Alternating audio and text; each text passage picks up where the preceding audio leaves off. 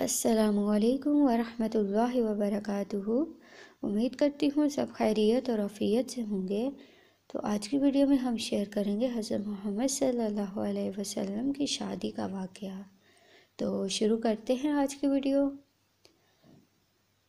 ادھر حضرت خدیجہ رضی اللہ عنہا نے امانت اور برکت کا یہ حال دیکھا تو دم بخود رہ گئیں۔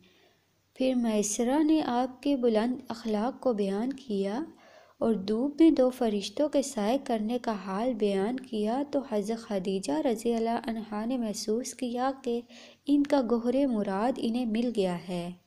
چنانچہ انہوں نے آپ صلی اللہ علیہ وسلم کے پاس اپنی ایک سہیلی کو بھیجا اور شادی کی خواہش کا اظہار کیا۔ آپ صلی اللہ علیہ وسلم نے تجویز کو پسند کیا اور چچاؤں سے گفتگو کی۔ انہوں نے حضرت خدیجہ رضی اللہ عنہا کے چچا عمرو بن اسد کو پیغام بھیجا۔ بات طے ہو گئی اور بنو ہاشم اور سرداران قریش کی ایک مجلس میں 20 اونٹ اور کہا جاتا ہے 6 اونٹ مہر پر نکاح ہو گیا۔ خطبہ نکاح ابو طالب نے پڑھا جس میں اللہ تعالیٰ کی حمد و ثنا کی اور پھر آپ صلی اللہ علیہ وسلم کے فضل و شرف کا ذکر کیا۔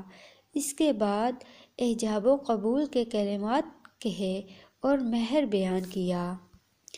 یہ ملک شام سے واپسی کے 2 مہینے اور چند دن بعد کی بات ہے۔ اس وقت آپ صلی اللہ علیہ وسلم کی عمر 25 سال تھی اور حضرت خدیجہ رضی اللہ عنہا کی عمر مشہور قول کے مطابق 40 سال تھی۔ ایک قول یہ بھی ہے کہ 28 سال تھی، کچھ اور اقوال بھی ہیں۔ حضرت خدیجہ کی شادی پہلے عتیق بن عیاض بن مخزومی سے ہوئی تھی۔ وہ انتقال کر گیا تو ابو ہالہ تیمی سے ہوئی اور ان سے ایک بچہ بھی پیدا ہوا۔ پھر ابو ہالہ بھی انتقال کر گیا۔